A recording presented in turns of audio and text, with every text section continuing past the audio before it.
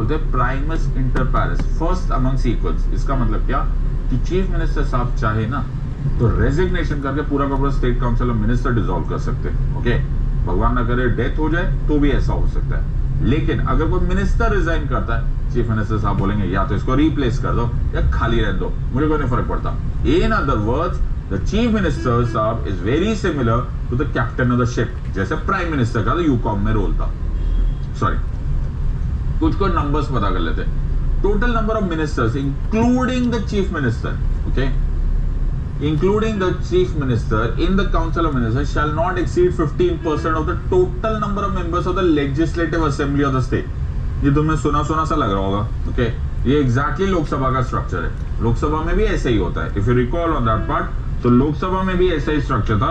और ये तब कब की स्टार्ट किया था, अगर तुम्हें याद है तो हमने 91st कॉन्स्टिट्यूशनल अमेंडमेंट एक्ट 2003 में किया था। इसका फायदा क्या था, अगर तुम्हें याद है तो हमने बोला था executive responsibility to the legislature. हम बैलेंस ऑफ नंबर्स बनाना चाहते हैं, अगर बैलेंस ऑफ नंबर्स नहीं होगा तो this will create a problem. अब एक और इसमें एक और जगह लिखा है that provided the number of ministers including the chief minister shall not be less than 12। तो हम 12 से कम नहीं रखेंगे, बट ये ना थंब रूल नहीं है, ओके, ये रिजिड रूल नहीं है, कोशिश करते हैं हम, ओके। तो usually the numbers are not less than 12, okay, but 100% the numbers are not more than 15%। Sir अगर कर दिया तो मैंने 15% से ज्यादा बढ़ा दिया तो क्या कर लोगे आप, ओके, कोई प्रॉब्लम नहीं है ना। उसी टाइम क्या खत्म कर दोगे आप हमारी गवर्नमेंट को? नहीं नहीं नहीं, 6 मंथ्स का टाइम पीरियड दिया जाता है। ये 90% लोगों को मालूम ही नहीं। 6 मंथ्स का टाइम पीरियड दिया जाता है, okay, by the presiding officer, जो चीफ मिनिस्टर को एक नोटिस दे देते कि देखो सर, आप 91st अमेंडमेंट 2003 के अगेंस्ट जा रहे हो and you are exceeding the number of 15% of the total membership of the legislative assembly, तो आप ये नंबर्स कम करो। तो 6 मंथ्स इतना टाइम मिलता है in order to correct that so called anomaly of numbers.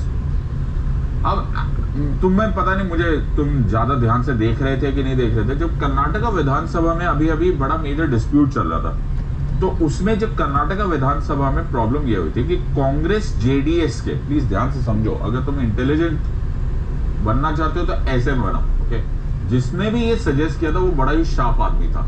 Congress JDS की सरकार कर्नाटका विधानसभा में क्यों गिर गई? क्योंकि सर्टेन रिबेल एमएलएस ने रिजाइन कर दिया, ओके। अब रिजाइन कर दिया तो ये गवर्नमेंट माइनॉरिटी में आ गई। तो सर रिजाइन कर दिया ना, तो क्या प्रॉब्लम है? तो क्या हुआ, जब उन्होंने रिजाइन कर दिया तो स्पीकर साहब ने इनका रेजिग्नेशन एक्सेप्ट करने से मना कर दिया और बोला कि मैं इनके खिलाफ एंटी डिफेक्शन लॉ यूज करूंगा, ओके। तो मेरी बात समझो, तो सर एंटी डिफेक्शन से क्या होता है? सर एंटी डिफेक्शन से ना आप डिस्क्वालीफाई हो जाओगे to be a member of MLA, तो आप एमएलए नहीं रहोगे। तो सर क्या दुख है ना, मैं तो रिजाइन तो कर ही रहा था, फिर मेरे ऊपर एंटी डिफेक्शन एक्स्ट्रा लगाने की क्या जरूरत है? मैं तो दोनों ही केस में मैं तो मर ही रहा हूं ना, मैं तो छोड़ ही रहा हूं ना, मर नहीं रहा हूं, मैं छोड़ ही रहा हूं ना, मेरी सीट तो खाली हो रही है। तो ये मेरे ऊपर, मैं रिजाइन करूं या एंटी डिफेक्शन से जाऊं, मतलब 10th शेड्यूल में जाऊं, तो दोनों केस में बात तो एक ही होनी चाहिए ना बेटा, इतना आसान है नहीं ना। अब ध्यान से पढ़ो, जब तुम रिजाइन करते हो तो तुम्हारी सीट्स खाली हो जाती है, जब तुम एंटी डिफेक्शन से डिस्क्वालीफाई हो जाते हो तो भी तुम्हारी सीट खाली हो जाती है, लेकिन एंटी डिफेक्शन से जब तुम्हारी सीट खाली होती है ना, कुछ और भी हो जाता है। क्या हो जाता है? A member of the legislative assembly of a state of either house of the state legislature, मतलब चाहे वो विधानसभा के या विधान परिषद के हो, okay, belonging to any political party, ध्यान से सुनो, who is disqualified for being a member of that house under the 10th schedule will also be disqualified to be appointed as a minister. Are you understanding? जब तुम resign करते हो तो तुमने resign किया, ऑलराइट, रिजाइन करने के बाद तुम एज एन एमएलए तुम रिजाइन हो गए, लेकिन it does not have any disqualification of you as a minister.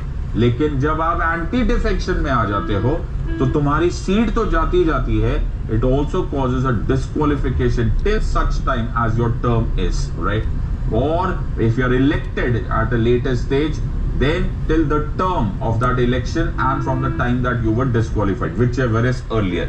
In other words, anti-defection, जो anti-defection का part है, this becomes a far more strong punishment. इसीलिए अगर तुम कर्नाटक विधानसभा को वॉच कर रहे थे इस टाइम पर जो हो रहा था, जो कांग्रेस जेडीएस और बीजेपी वाला सिनेरियो, तो तुम नोटिस करो कि बड़ा मेजर ऑपोजिशन इस बात का था, ना ना ना ना ना एंटी डिफेक्शन मत लगाओ, इसको इनको रेजिग्नेशन करने दो। And the speaker sahib said मैं तो एंटी डिफेक्शन ही लगाऊंगा। व्हाई?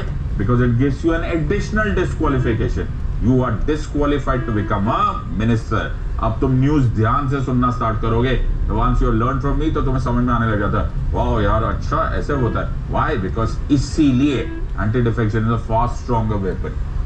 फिर is collectively responsible. Council of ministers shall be collectively responsible to the legislative assembly. Collectively responsible मतलब वी विल सिंक और स्विम टुगेदर। अगर state council of minister majority में है तो state council of minister collectively majority में है। किसी एक मिनिस्टर के खिलाफ नो कॉन्फिडेंस मोशन नहीं मूव किया जाता। पूरा का पूरा स्टेट काउंसिल ऑफ मिनिस्टर या तो कॉन्फिडेंस एंजॉय करता है या फिर कॉन्फिडेंस में नहीं होता।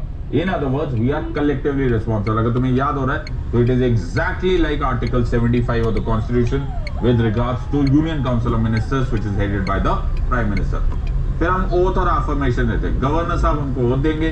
गवर्नर शैल एडमिनिस्टर हिम कौन? Chief minister. Okay, the oath of office and secrecy. हर मंत्री हर मिनिस्टर ये लेता है, oath of office and secrecy according to the forms of third schedule. ये क्वेश्चन आ जाता है, कहां लिखे ये सब ओथ? ये सब ओथ लिखे हुए थर्ड शेड्यूल में। क्या है ओथ ऑफ सीक्रेसी? इसमें इतना लंबा याद करने की जरूरत नहीं, बट जनरली क्या है, I do swear in the name of God और solemnly affirm that I will bear true faith and allegiance to the Constitution of India as by law established. Okay, true faith and allegiance है, इसलिए इसको बोलते हैं oath of allegiance. Okay, I will uphold the sovereignty and integrity of India. This is the part. I will faithfully and conscientiously discharge my duties as the minister. I will do right to all in all manner to all people of India in accordance with